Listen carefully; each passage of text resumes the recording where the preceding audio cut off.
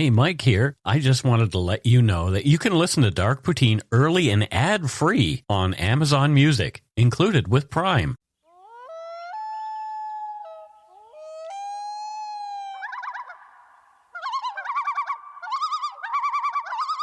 Welcome back to Dark Poutine. I am Mike Brown. And I am Matthew. You are. We are recording early on a Monday morning. On a Monday morning, yeah. Mondays are my Saturday because I work on Sunday because I'm a heathen. And you have me up early on my Saturday, Matthew. I do, because it's a bank holiday weekend. It is, but let's get on with this episode. It's been one that I've been looking forward to doing for some time. The views, information, and opinions expressed during the Dark Poutine podcast are solely those of the producer and do not necessarily represent those of Curious Cast, its affiliate, Global News, nor their parent company, Chorus Entertainment. Dark Poutine is not for the faint of heart or squeamish. Listener discretion is strongly advised. We're not experts on the topics we present, nor are we journalists. We're two ordinary Canadian schmucks chatting about crime and the dark side of history. Let's get to it. Put on your toque, grab yourself a double and a Nanaimo bar. It's time to scarf down some Dark Poutine. You are responsible for obtaining and maintaining at your own cost all equipment needed to listen to Dark Poutine. Dark Poutine can be addictive. Side effects may include, but not be limited to, pausing and questioning the system, elevated heart rate, pondering humanity, odd looks from colleagues as you laugh out loud at work, family members not into true crime worrying about you. Positive side effects may include some perspectives and opinions that you disagree with, as well as some wokeness and empathy. If you don't think Dark Poutine is for you, consult your doctor immediately.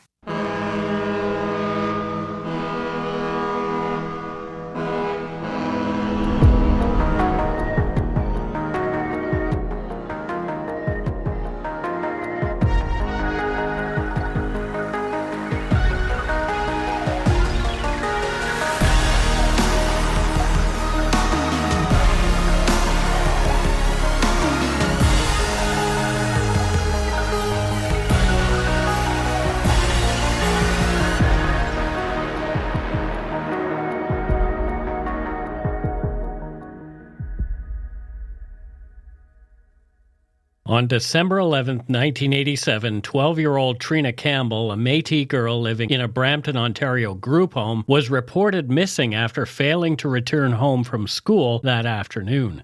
Although Trina had previously run away, this time her absence felt more ominous, and for good reason. It was later learned that she had fallen victim to Douglas Robert Worth, an ex-convict with a chilling history of violence and sexual sadism. Worth, who had warned authorities of his violent fantasies and was released from prison just months earlier, despite psychiatric warnings, abducted, raped, and brutally murdered Trina. The reason we've chosen now as the time to tackle this disturbing case is that Douglas Robert Worth, the man who brutally murdered a 12-year-old girl in 1987, was released from prison in 2025. Now 73, he is living in Dartmouth, Nova Scotia under strict conditions. Recently, Halifax police issued a public safety alert warning that Worth is a high-risk offender with a long history of violence, including rape, kidnapping, and dismemberment. He is prohibited from contacting minors using intoxicating substances or withholding relationship information from authorities. That's right. The man who at one time claimed he would make Clifford Olson look like a choir boy, his words, not mine, is out and about. This is Dark Poutine episode 381. Pictou Sadist, the murder of Trina Campbell.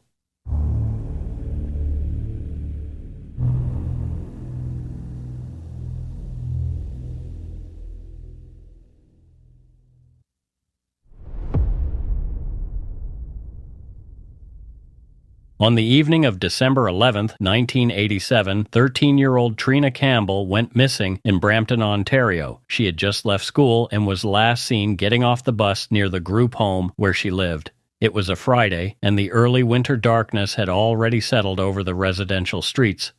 Trina didn't come home that night, and at first, her disappearance didn't trigger any panic from the staff at the group home.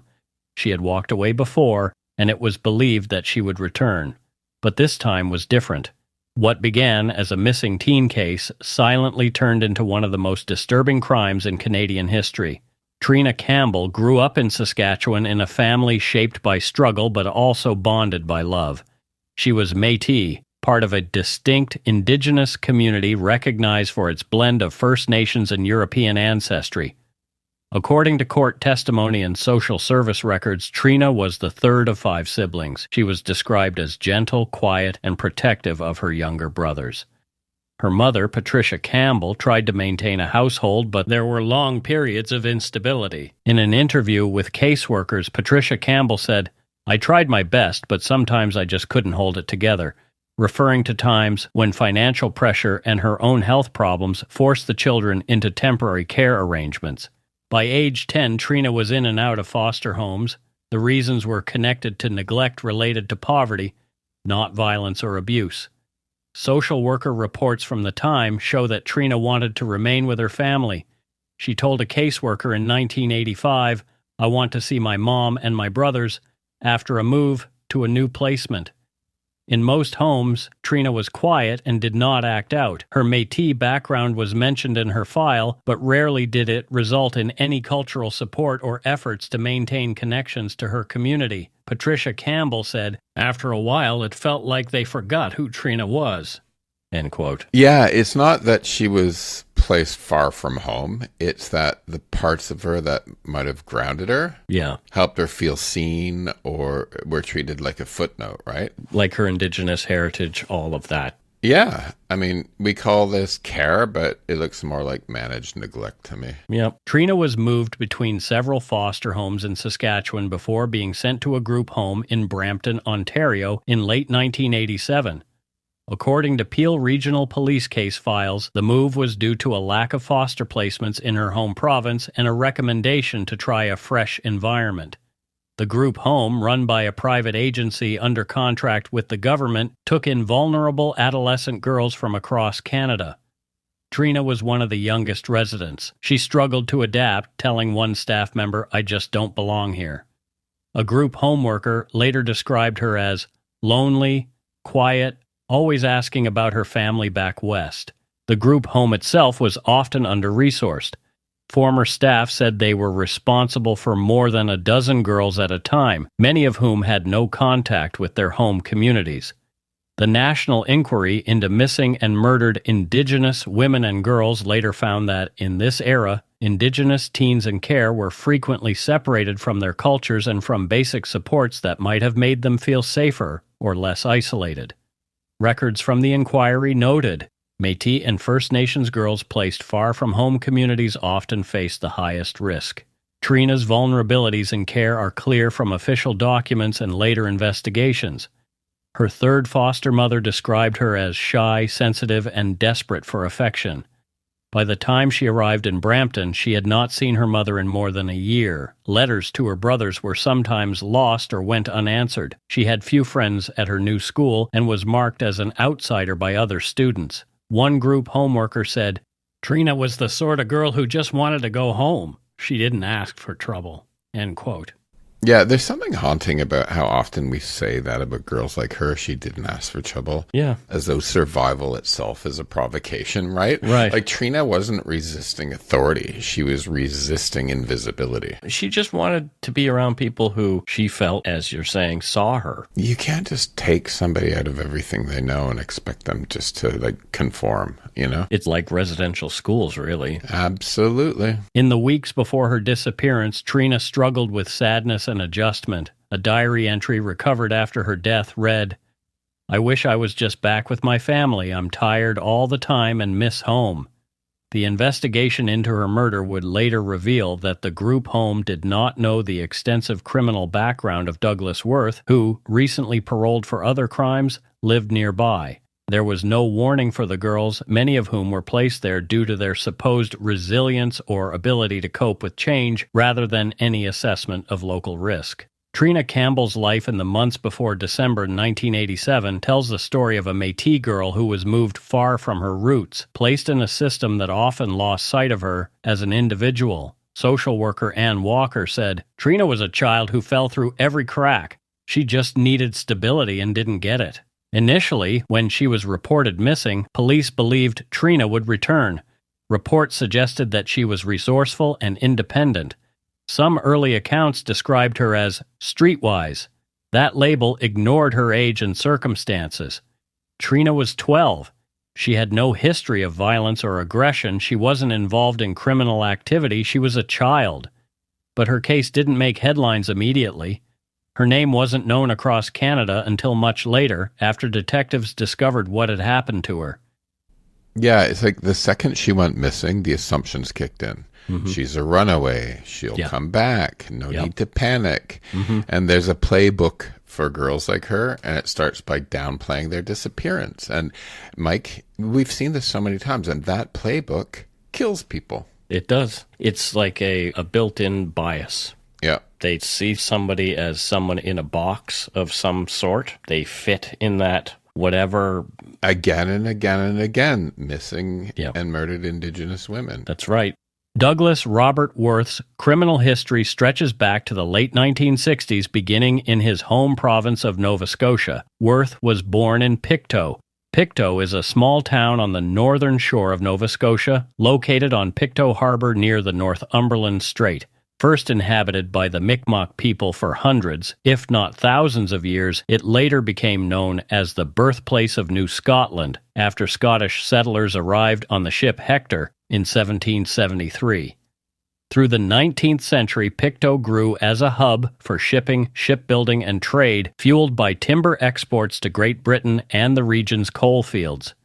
Over time, changes in transportation and industry led to economic decline, and today, Pictou's economy relies on services, tourism focused on its Scottish heritage, and small-scale marine industries. The town was incorporated in 1873 and had a population of 3,107 as of the 2021 census, with nearly 30% of its residents aged 65 or older, making it a community characterized by an aging population and deep historical roots. By 1968, Douglas Worth's name was already familiar to local police for breaking and entering, car theft, and escape from custody. Over the years, his offenses escalated from theft, violent assault, and eventually to rape. Police reports and several news sources state that he was first convicted of sexual assault before he turned 25. These early convictions landed Worth in and out of New Brunswick and Nova Scotia penitentiaries. The repeated breaches of parole and attempted escapes from custody marked him as a determined and unpredictable offender, one who did not abide by legal or social boundaries. In October 1974, Douglas Robert Worth's name appeared in court records and newspaper headlines as a key witness in a murder case that played out inside Dorchester Penitentiary in New Brunswick. On June 29th of that year, Worth was part of a musical group of inmates performing at the prison, a detail that would become a critical part of his testimony. Later, on July 3rd, fellow inmate Randall Joseph Keogh was found dead, the result of a violent attack during and after the concert held in the prison gymnasium. Two inmates, Frederick Louis Lepret and William Harold Clark, were charged with Keogh's murder. During the murder trial, Worth became one of the earliest witnesses testifying about the timeline of events on the day of the killing. He stated that Clark was with him from about 3 p.m. until approximately 8:40 p.m., which, if true, could have excluded Clark from involvement in the fatal attack. Worth, however, hesitated when pressed by the court if he could swear to Clark's location at 9 p.m., the hour a prison guard alleged Keogh was brutally beaten. "I can't swear to it," Worth admitted when asked about Clark's whereabouts at the specific time of the attack. The trial included testimony from several prisoners, many of whom claimed violence, sexual coercion, and intimidation were common inside Dorchester. One witness described being forced by Lepret on 17 separate occasions to engage in sexual acts, often accompanied by threats. This prisoner, Ambrose Joseph Ducey, stated he performed these acts under threat of death across 2.5 months, including during the period leading up to Keogh's death. Ducey also testified to seeing confrontations between Keogh and other inmates and described the tense environment in the prison before the murder. Judge Ledger, who presided over the trial, explained to the jury that the criminal histories of the witnesses would be revealed, quote, to determine the credibility of the witnesses, end quote. When Ducey was questioned, he confirmed that he had been convicted of rape and parole violations before the murder, adding context to claims about the volatility inside Dorchester at the time. The trial record, as reported by the Moncton transcript, shows a web of shifting alliances and intimidation among inmates, with some refusing to testify out of fear for their safety. Worth's testimony appeared motivated by both necessity, as he was on the scene as part of the prison's musical act, and by the desire for self-preservation. The testimony of inmates and guards underlined the reality faced by witnesses in prison murder trials, where threats, violence, and sexual exploitation were woven into daily life. Worth's role in the case illustrated his efforts to cooperate with authorities when it suited his needs. Throughout the proceedings, the reliability of all inmate witnesses came into question, including Worth. Douglas Worth, as with others, navigated the system for his benefit, giving statements but always calculating the personal risk. While Worth was serving time in the 70s, psychologists and prison staff began to flag his disturbing behavior. Worth's prison records described multiple incidents of threats against guards and other inmates. He was known to express violent sexual fantasies, some targeted at children. At one point, Worth told parole authorities that he could not be trusted upon release. He said outright that he fantasized about murdering children with an axe. An Ontario court document indicated that psychiatrists observed, quote, persistent signs of sadistic and psychopathic tendencies, end quote, in Worth throughout the late 1970s and into the 1980s. The detail that stands out most from these assessments is Worth's insistence. He warned several times, quote, I should not be let out, I will kill a child, end quote. It was at this point that Worth indicated he would do things that would make Clifford Olson look like a choir boy. What I don't understand is, why is this the arc that we constantly refuse to interrupt? A man shows you who he is in stages, and we keep betting he'll stop just short of the worst, right? And he didn't, and they often don't. You know, he told us who he was repeatedly. Right. But we don't seem to believe men like this until a girl dies. Mm-hmm. And it's rare that we get that level of clarity from somebody so dangerous. Right. And yet, even with the warning signs lit up like a billboard, what did the system do? It just shrugged, right? Yeah. This wasn't a failure to see. It was a failure to care enough to act. In the late 1980s, the understanding of criminal psychopathy was becoming more structured and clinical, largely thanks to the influence of Canadian psychologist Dr. Robert Hare of the University of British Columbia, whose work helped define how psychopathy was assessed and understood in forensic settings. At this time, psychopathy was not a formally recognized diagnosis in the Diagnostic and Statistical Manual of Mental Disorders, DSM-3, which focused instead on antisocial personality disorder, ASPD. While ASPD and psychopathy share some traits, such as disregard for laws and the rights of others, psychopathy was seen as a more severe and emotionally detached condition involving callousness, manipulativeness, and lack of empathy or remorse. Hare's work, particularly his development of the psychopathy checklist, PCL, which would evolve into the Psychopathy Checklist Revised, PCLR, in the 1990s, became influential in forensic psychology. This checklist provided a way to quantify traits associated with psychopathy, which allowed for more rigorous evaluations of inmates and parole candidates. In Canada, during the 1980s, parole decisions were often based on institutional behavior and assessments of rehabilitation. At the time, many officials misunderstood psychopathy, believing that if an offender was well behaved in prison, they were ready to reintegrate into society. But psychopathic individuals often excelled at appearing cooperative and reformed, using charm and manipulation to deceive evaluators. This led to cases where diagnosed psychopaths were granted parole based on superficial assessments. Some went on to reoffend violently, prompting a growing recognition that traditional risk assessments were ineffective for individuals high in psychopathic traits. One psychiatrist quoted in the Crime Stories documentary about Robert Douglas Worth described Worth as, quote, manipulative, sexually sadistic, and showing no empathy, especially toward children, end quote. His release without any community supervision would later become a focal point for debates about the handling of dangerous offenders in Canada. Despite these warnings, Worth completed his full sentence by 1987. They had to let him go. Bye-bye. I know you've said you're going to make Clifford Olson look like a choir boy, but see you later. And that sentence should haunt anyone who works in public safety. Is doing a lot of work there. Right? We're taught a lot of heavy lifting. We're taught that the law protects us, but in reality, the law is often chasing harm rather than preventing it. That's the truth, right? It's chasing harm versus it's not getting in front of it, and it's not getting in front of it here, right?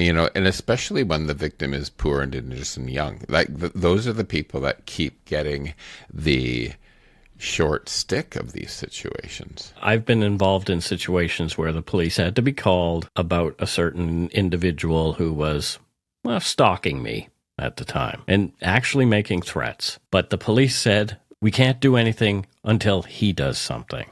Okay, so then he'll kill me or something else, and then you'll be able to do something. I didn't know you had a stalker. Long story. And one that I'm not going to get into. Anyway, moving forward, there were no legal means available at the time to hold Worth beyond his term, nor any parole condition that would allow for supervision unless he breached the law again. The parole board and correctional psychologists flagged him as a high risk to offend, of course, emphasizing his lack of remorse and escalating violent ideation. Interviews and court documents show that the warnings about Worth were detailed.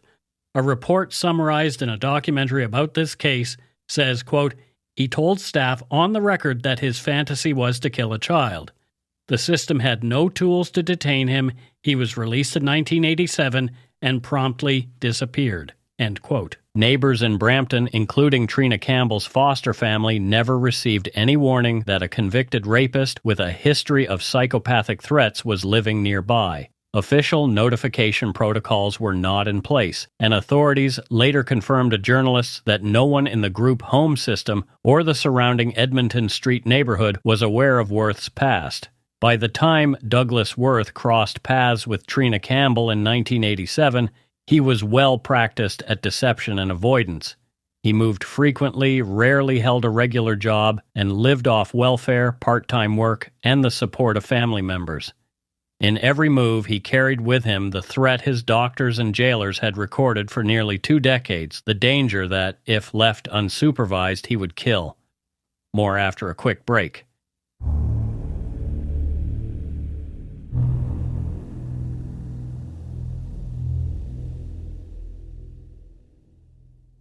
And we are back at the halfway point. Matthew, do you have any thoughts on this guy case? Of course I do. I think what gets me the most is we already knew, right? He said he fantasized about killing children. Right. Psychiatrists flagged him. Parole said he was high risk, but still he walked. Right? And Trina he's never walked got again. It. And he's walked again. Right, exactly. And Trina never got any warning, right? Her group home didn't. No one did, because in the system's eyes, a dangerous man's freedom mattered more than a vulnerable girl's safety. And, you just have to look at this and think wasn't unforeseeable. It was just ignored, right? Yeah. Well, I mean, this is so foreseeable. You see, I've seen in various news outlets recently, the police are releasing, hey, Douglas Robert Worth is living in Dartmouth, and he's a dangerous guy. He's not an old man. He is still young enough that if he wants to do something awful, he still can do that. He was serving a life sentence for murder of a young girl. The end. I don't understand it. How someone with a nickname, the Pictou Sadist, can be out and walking around. Anyway, when 12-year-old Trina Campbell disappeared on the afternoon of December 11th, 1987, her absence barely registered with Peel Regional Police in the early hours. She had vanished before, and when the group home reported her missing, she was automatically flagged as a presumed runaway. By that Friday evening, staff at the Brampton group home believed she had merely wandered off for the weekend. Over the years, the system had come to expect temporary disappearances from the vulnerable children placed in its care, especially ones like Trina, far from home, far from family, thrust into unfamiliar places. That misjudgment created a critical delay. And a delay that was entirely predictable. Mm-hmm. So when you place vulnerable girls in underfunded homes and treat them like they're problems to be managed, not people to be protected, your first assumption will always be that they're the problem when they disappear. Yep. Before she disappeared, Trina lived in a quiet residential part of Brampton, near downtown.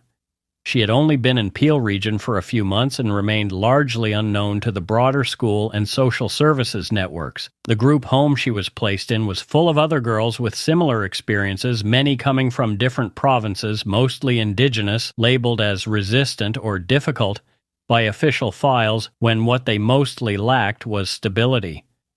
By Monday, December 14th, after the weekend passed without contact, police started to look a bit deeper. Investigators thought Trina had gone to Saskatchewan to be near family, but none of them had seen her. Missing person flyers were printed and distributed. Volunteers searched bus terminals, shelters, and alleyways. Peel homicide detectives were not yet involved. An article published in the December 23, 1987 edition of the Toronto Star described Trina as part native Canadian Indian, 4 feet 11 inches tall, weighing 85 pounds, with short brown hair and brown eyes. She may be wearing dark blue jeans, white running shoes, or winter boots, and a long, bright pink coat.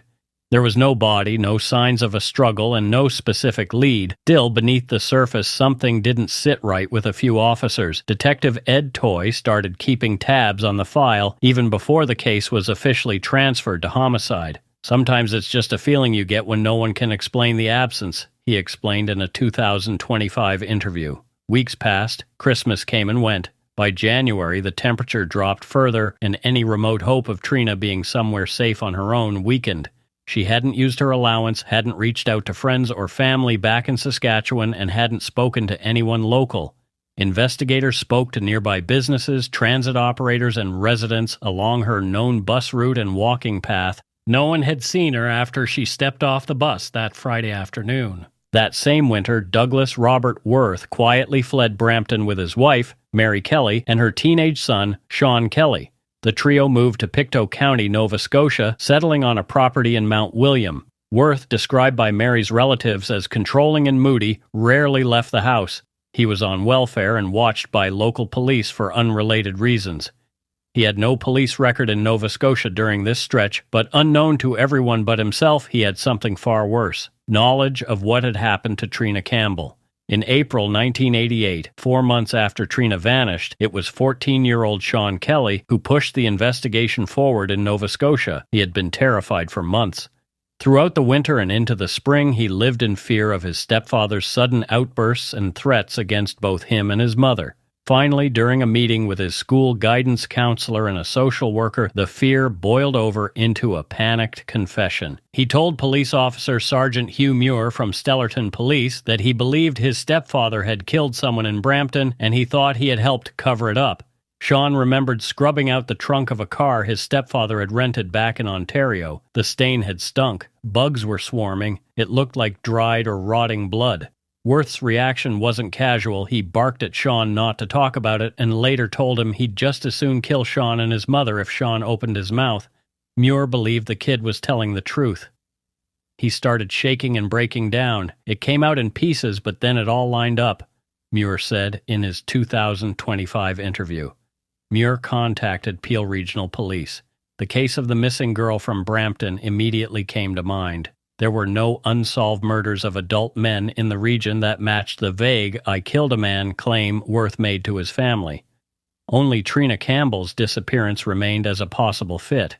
Even in Worth's lies, the truth leaked through, right? Mm-hmm. He couldn't even maintain a fiction of a male victim. Because violence like this, targeted, controlling, concealed, is so often enacted on young girls, and we know it. But as a society, we've just maybe decided it's tolerable. Yeah. Investigators began tracing car rental records. Sure enough, Worth hadn't rented a vehicle, but his wife, Mary Kelly, had. Her name was on a Hyundai Excel brought back to the agency in late December 1987. Peel police tracked down the vehicle and forensically examined the trunk. Inside the carpet panel under the liner, they recovered residue that smelled of decay. Lab technician William Tostiak ran tests that confirmed the substance was decomposed human blood. Crucially, it was not just human. The blood was categorized in a rare subgroup more commonly found among Indigenous people. According to both analysts and detectives, the results suggested a strong connection to Trina. No one else in the area matching that background had been reported missing. Yeah, I think, the science spoke where society hadn't at this point. Right? It gave a clue rooted in biology, but what it really did was expose this sort of cultural silence. Like, she was Métis, and that mattered. It mattered, right? And nobody seemed to think that mattered. Like, just the way she's just taken out of where she came from. It's how she was ignored, right? And, it's just, I don't know, I just feel like if they had treated her with more understanding and respect of where she came from, she would have been in such a vulnerable position. Yeah. At this point, the Peel Homicide Unit formally took over. Favreau and Toy, now leading the case, traveled east to Nova Scotia. They spoke not only with local officers, but also began interviewing members of Worth's family. One of the most significant breakthroughs came when Worth's sister Sharon Lewis and her husband Wayne agreed to meet with Peel police. They feared Douglas. He had admitted to them one night that he had killed someone in Ontario. The tipping point came when Douglas told them he had to go back to Brampton and retrieve the head. Police quickly proposed a sting operation. With the help of the Lewises, they would encourage Worth to return to the crime scene. Sharon, shaking and regretful during every interview, agreed to help. She told Worth they decided he should go back and move whatever was left of the evidence. Peel officers provided a car and $300 in cash as bait. Worth and Mary Kelly took the car and began the journey west from Mount William, Nova Scotia, back to Brampton. That's a bit of a drive. It's like 26 hours or so. That's a long drive. And this is where the story shifts from institutional indifference to personal courage for me, right? It took the family, who are scared, broken people, to do what the system never could, and that's to tell the truth out loud, even if it felt like it was endangering them. Yeah. A joint surveillance team was assembled. RCMP officers followed Worth through New Brunswick, then passed coordination to Peel detectives in Quebec. Detective Mike Cederberg took the lead over the tail in Ontario. "We didn't blink. We followed him step for step," Cederberg said. Police swapped vehicles at rest stops and drive-thrus to avoid detection. In Port Hope, Worth pulled into a gas station and asked a clerk if they sold shovels. This set off a full alert that he fully intended to dig something up. As Worth and Mary Kelly returned to Brampton, the final phase of the police operation unfolded on the night of May 8, 1988. More than 5 months after Trina Campbell vanished, the surveillance detail tracked Worth as he drove north of the city, eventually stopping near Terra Nova on a secluded back road. It was just before midnight when Worth parked and disappeared with Mary into the dense trees. According to multiple reports, several officers participating in the stakeout, exhausted after hours of tense, motionless waiting, briefly fell asleep in their unmarked cars. So much for not blinking. During this lapse, they lost contact with Worth and Kelly. When officers woke, they realized the car was missing and, in a moment of panic, fanned out to search the area. After several anxious minutes, they located the abandoned vehicle nearby, now empty. For some time, it was unclear whether Worth and Kelly had evaded police entirely or had simply ventured deeper into the woods. Tension deepened among investigators as they considered the possibility that Worth might return to destroy evidence or escape. It was after 3 a.m. when Worth and Kelly finally reappeared. Worth emerged from the darkness carrying a large duffel bag and quietly loaded it into the trunk. Police continued to follow. Their goal was to see whether Worth would attempt to report the finding to police as a random happenstance or drive away with it, indicating he had possession of evidence all along. He drove past 2 police stations on his way out of the area. At that point, the call was made. Detectives boxed the vehicle in, ordered Worth and Kelly out, and arrested them both. Inside the trunk, sealed in several plastic bags, was a small gym bag. "Forensics opened it up right there," said Officer Stephen Rock. "Bag inside a bag inside a bag. We had to tear each one out slowly. At the bottom was the skull." The remains, confirmed through dental records, were those of Trina Campbell. They were decomposed but intact, indicating she had not been buried deeply or at a temperature that would accelerate decomposition. In a chilling moment after his arrest, Worth told his own sister, "I'm not an animal," but his actions state otherwise. Later that day, police found the rest of Trina's remains in another wooded area nearby. Her leg had been broken. The cause of death was blunt force trauma to the head. She had likely been sexually assaulted. The full details were too graphic for public release. Douglas Worth was charged with second-degree murder. Police credited the case's resolution to the family members who risked speaking out. "Sean Kelly was scared stiff," said Sergeant Hugh Muir. "But without him, it's likely no one would know what happened to Trina. He cracked it open." Peel Police maintained that the coordination between Ontario and Nova Scotia officers made the difference. As for Trina's family, the discovery brought closure, but not peace. The system had failed to protect her from someone known for targeting children. Worth had warned psychiatrists he would kill a child. He had asked to be detained. The law at the time offered no way to extend his imprisonment unless he committed a new offense. By the time he crossed paths with Trina, no safeguards were in place.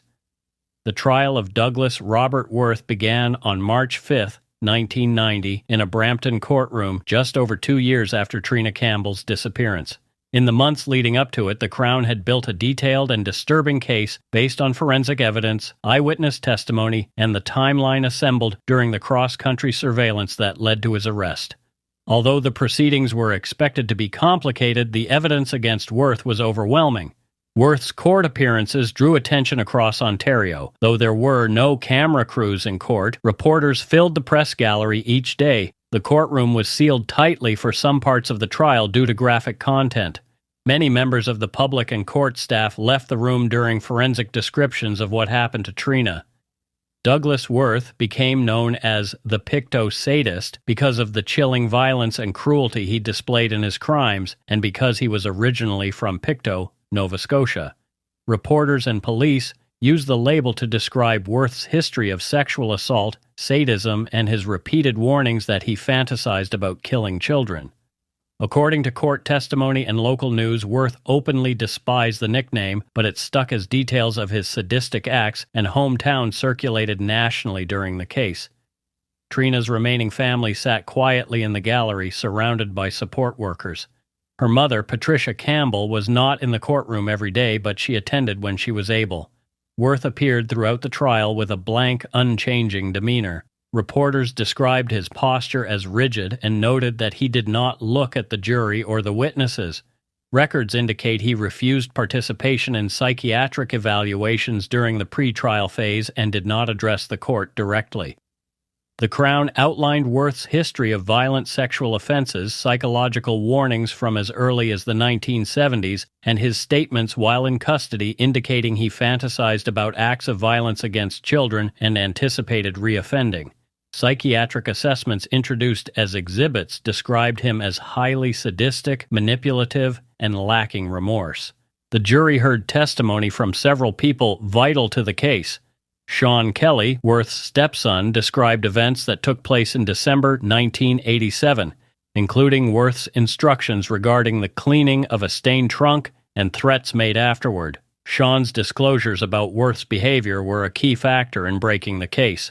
Sharon Lewis, Worth's sister, and her husband, Wayne Lewis, both testified about Worth's discussions with them after the offense and their decision to notify police, despite being fearful for their own safety. Their cooperation led directly to the operation that allowed police to recover evidence and make the arrest. Mary Kelly, Worth's wife at the time, admitted during testimony to carrying bags and shovels but denied prior knowledge of what they contained, attributing her actions to fear. The Crown's expert witnesses detailed the physical evidence collected. Forensic examiners found decomposed human remains in a wooded area and a rare blood type consistent with Trina's heritage in the trunk of a rental car used by Worth. Dental records confirmed the identity of the remains. Pathologist Dr. Stephen Rock gave evidence regarding signs of trauma. Trina's leg had been broken while she was alive, consistent with a violent assault. Worth had groaned to his sister earlier during one of his fits of guilt. She broke her leg and was screaming. "I had no choice." End quote. And that line, "I had no choice," is pure pathology, right? Right. It's how men like Worth narrate themselves into victimhood. Yeah. Right? Like, oh, because she was screaming, I needed to shut her up. I was the victim, right? But let's be clear, the only choice made that night was his. And every institution that let him get there shares in that choice, in my opinion. What stuck out to me in this is that he says, the first sentence, she broke her leg. I know. That's the part. Did she? Or did you break her leg and she was screaming? And I had no choice. Yeah, the whole thing is pathological. Yeah. Yeah, she broke her leg. What a bunch of nonsense. Yeah, she on purpose broke her leg. And then I had no choice. Yeah. Because she broke her leg. Psychiatric and parole records from the 1970s and 1980s were entered into evidence. Numerous reports documented warnings by professionals that Worth posed an ongoing danger, citing his past offenses, stated fantasies, and lack of remorse. In one 1981 psychiatric report, a doctor wrote that Worth, quote, fantasizes about torturing children and discusses such acts with casual detachment, end quote. Damning parole board records contained Worth's own statements predicting that he would kill again if released. Worth's defense attorney argued that the murder was not planned, suggesting it may have resulted from a panic response to an injury. Still, this argument was not persuasive in light of the dismemberment, efforts to conceal evidence, movement of remains, and related threats reported by witnesses. On March 22, 1990, the jury returned a unanimous verdict of guilty on the charge of second-degree murder after 3 hours of deliberation. Justice Walter Station imposed a life sentence with parole ineligibility set at 23 years, the most severe penalty available under the law at that time. Worth is reported to have shown little response to the sentence, his expression unchanging except for a brief comment to officers as he was escorted out. After the verdict, members of Trina Campbell's family expressed relief that the ordeal of the trial was over. They remained profoundly affected and critical of the failures that had allowed Worth to move into a neighborhood near vulnerable children. A cousin of Trina's mother, Patricia Campbell, said outside court, "She came from Saskatchewan to live in their system and they let a predator live right next door. I hope they never make that mistake again." Yeah, and it's kind of hard to write something sharper than that, isn't it? Mm-hmm. That one sentence exposes the whole rot. Mm-hmm. How a system can uproot a girl from the only home she's known and drop her beside a killer because there were no protocols, just assumptions. Yep. Métis community members sent messages of support and asked for better protection and recognition of Indigenous children in care. When asked by a journalist if she would give a statement after the sentencing, Trina's mom reportedly wept and said, "What would I even say? My little girl got left in the woods." End quote. That line crushed me when I read it because it's not just grief, right? It's like the echo of every mother who's been failed by institutions we pretend are here to protect. Yep. It's not even, I don't even want to call it poetic. It's not performative. It's just... It's real. Unbearable, plain truth, right? Yep. Media coverage in Ontario and nationally focused on the systemic issues the case exposed, including how Indigenous children's disappearances were handled, the release and supervision of high-risk offenders, and the acknowledgement of warnings ignored by correctional and parole authorities. Editorial commentary called Trina's murder a preventable tragedy and criticized the initial dismissal of her disappearance as a runaway case. The case continued to have repercussions years later. In 1994, Trina Campbell's murder was referenced in Parliament during debate over amendments to the Criminal Code of Canada regarding long-term supervision and the management of dangerous offenders. The changes that followed in 1997 were aimed at providing authorities with more tools to supervise and control offenders like Worth after their release. Worth served the early part of his sentence at Kingston Penitentiary, where he was kept under close supervision. Prison staff and parole records indicated that he mostly kept to himself, with other inmates informed of his background. In 2012, Worth applied for escorted temporary absences. The Parole Board of Canada denied his application, citing the gravity of your offense, your planning and concealment, and your lack of remorse. The case returned to public attention recently when in 2025 Worth was released. now aged 73 after serving significantly more than the parole ineligibility period. Police in Halifax, Nova Scotia, issued a public safety notification warning the public of his high-risk status and listing the conditions imposed on his release. Trina Campbell's brother, speaking to CBC, commented, "It doesn't feel like justice. He killed her and still got to grow old." While the legal case concluded in 1990 with Worth's conviction and sentencing, the impact and legacy continued in the lives of Trina's family, the Métis and Indigenous communities, and in Canadian public discussion about justice, public safety, and systemic failures in protecting vulnerable youth. As we are well aware, Trina was not the only Indigenous girl to disappear under circumstances that should have raised more concern. Across Canada, thousands of records speak to a pattern of Indigenous women and girls being reported missing or found murdered without timely or thorough responses from law enforcement. The National Inquiry into Missing and Murdered Indigenous Women and Girls, published in 2019, described this pattern as the result of persistent and deliberate human and Indigenous rights violations. These are not isolated incidents. They happen in cities, in rural communities, along highways, and inside care systems like the one Trina was placed in. Trina's background, her time in government care, and the response to her disappearance fit into the experiences shared by many Indigenous families.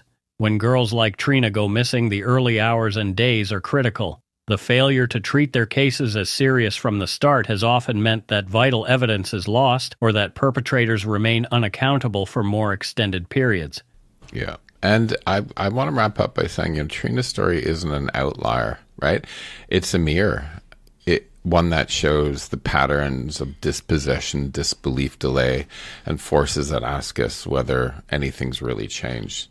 And for Indigenous girls today, too often that answer is not enough. We've had an inquiry. There are changes being made. Things are headed allegedly in the right direction. Oh, how many inquiries do we need, though? That's a whole other podcast, really.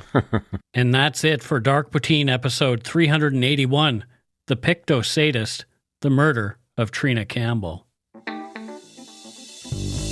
That's right. It's time for voicemails.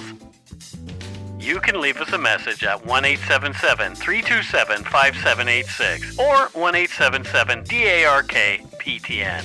We'd love to hear from you. Let's see who called us this week. It's time for some voicemails, Matthew. Let's listen to a couple here. Well, I've got 3. Okay. Hey guys, my name's Ryan. I live in London, Ontario. Was just listening to the episode about the London van attack, or truck attack, sorry. I grew up down the road from where it happened. My sister lives near where it happened. I remember when that happened and it was crazy and people were panicking and freaking out over it.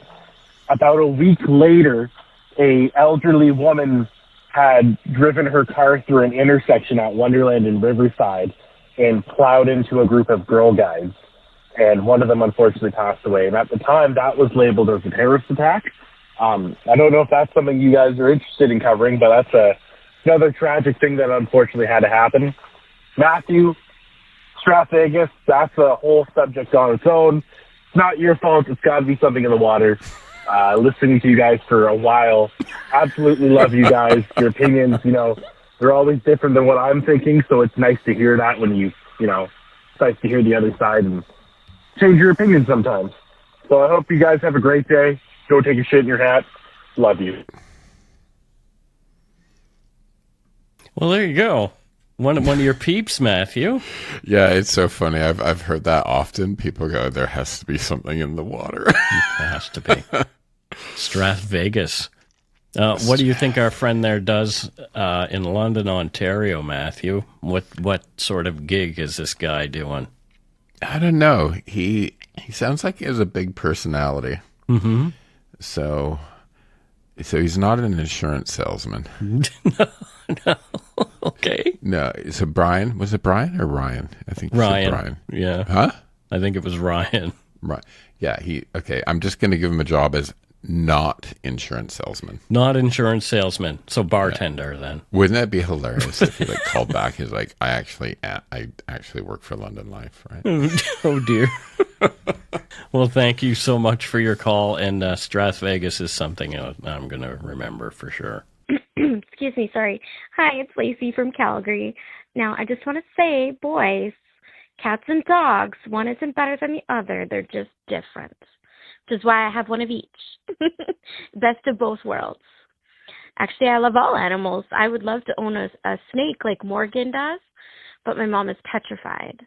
And like even birds, although I know that it takes a lot of work, most birds, you need to do your research, but we once had a magpie fall down our chimney, and the way my cat reacted, no, I don't think a bird would be appropriate in my family. But anyway, I just wanted to call and say, yeah, I love all animals, and I'm not going to get in the middle of that whole debate because I don't think there should be one. They're all awesome. Anyway, all the best. Take care. Bye. It's no debate for me either, really. I mean, we play at that, but I don't think dogs are better. I just think Steve is better than everyone else. Okay, but that's because he's your son. That's the thing. It's because I love him. And people who have cats and birds are crazy, first of all. And actually, the neighbor's cat, I'm constantly coaxing to come into my place. So we live on the roof here, and there's just two of us. Is Steve okay with the cat? Steve runs away from the cat. Steve's afraid of the cat. This little thing like creeps up on Steve, and he runs and hides behind me. Yeah. I've had both, a dog and cats. So, I just love animals. I mean, I grew up with a dad who was a vet. So, is Lacey doing anything special there in Calgary, Matthew? Does she? Of course she is. What's going on with her? I think we've given her a few jobs. Oh yeah, but she needs a new one. She moves around a lot. She's she flits from place to place.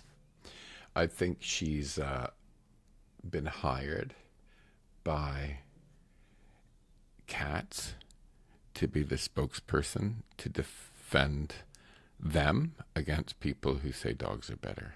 Okay, I was thinking that you were going to say Cats, the movie, to defend that piece of crap. No, she does cat PR.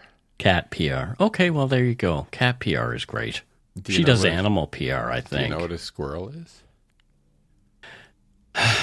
It's a rodent with a bushy tail. It's a rat with good PR.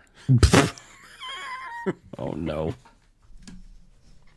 Anyway, thanks, Lacey. Let's move on to another. Hi, Mike and Matt. It's Joelle. Long time, yada, yada, yada. First time, you know the drill. I've been listening to you guys for ages, and I've always wanted to call and leave a voicemail for you guys, but it didn't feel like the right time. I told myself I needed to actually get caught up, and I'm mostly caught up now. I'm listening to the episodes when they come out, but I got to a point where I was too anxious to call then because I am an anxious ball of anxiety. But it felt like the right time to call right now because I'm on a really cool road trip for work where I live in Southern Ontario, and my work flew me out to Halifax this morning, where I picked up a vehicle to drive all the way back to our work in Ancaster. If you guys want to guess what kind of specialty vehicle I'm driving across multiple provinces from the East Coast down to Southern Ontario over the next couple days, feel free to. But yeah, it felt like the right time because I'm listening. I was listening to some old episodes that I hadn't gotten caught up on, in particular some UFO ones while driving through the New Brunswick with just all the trees on the Trans-Canada Highway, and it was very moody. And actually, Mike, one of your older episodes where you talked about your own UFO experience, it was so eerily similar to my dad's UFO experience that he used to tell me about growing up. It was my favorite story for him to tell to me. He passed away 13 years ago, but I could still retell it.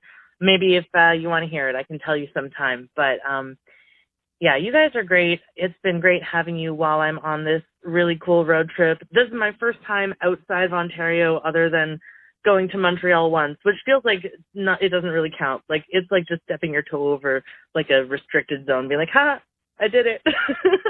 But yeah, I hope you guys have a great night. Keep up the wonderful work. And whether you're going to shit in your hat, crap in your cap, or poop in your toque, I hope you are doing so with a smile on your face. Have a great night, you guys. Bye. So what kind of car is she driving, Matthew? I think she drives a girder transporter. What is that? It's a girder truck. Oh, like for building things, like construction girders. For hauling girders. So she drives those things where when you like take a left turn, right, you have to go so wide and you still end up like taking out the street light. Well, I think she's driving another difficult to drive vehicle. I can't imagine how difficult it would be to drive this particular machine. What, the Oscar Mayer Wiener vehicle? That's exactly what I was going to say. I know your head. She's driving the Wiener car. No. I think she needs to call back, tell us if it's a girder. If we're who's closer, the Wiener truck? I was thinking a hearse at first, but it was like, why would you be driving sort of slowly through the provinces with a corpse in the back? I don't know, but I think the Oscar Mayer Wiener car is way more fun. I think it's a girder truck. A girder truck. Okay, well, thank you. That's it for this week's voicemails. Again, you can leave us one at 1-877-327-5786 or 1-877-DARK-PTN. We'd love to hear from you, even if it is just to say hi and to tell us to go shit in our hats. If you're stumped for what to chat with us about, a quick story is welcome. Alrighty, it is on to Donut Money donors and patrons. We do have a new patron, and that person's name is Shelley Greaves, and Shelley is from Winnipeg, Manitoba. Thank you so much, Shelley Greaves from Winnipeg.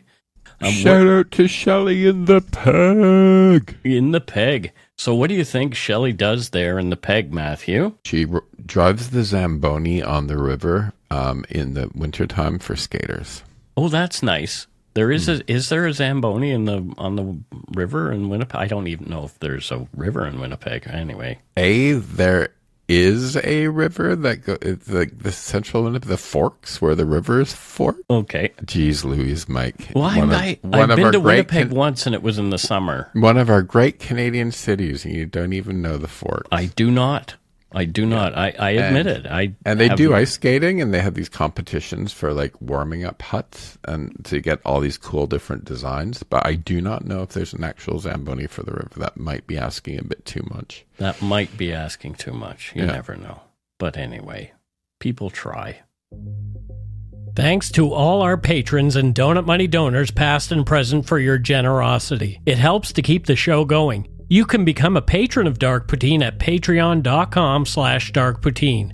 For a one-time donation, you can send us donut money via PayPal or interact using our email address, darkpoutinepodcast@gmail.com. If you don't already subscribe to the show, it would mean a lot if you did. You can easily find Dark Poutine on Apple Podcasts, Spotify, or wherever you listen to your favorite shows. If you haven't gotten yours yet, my 2 books are available to order via links on the Dark Poutine website or anywhere fine books are sold.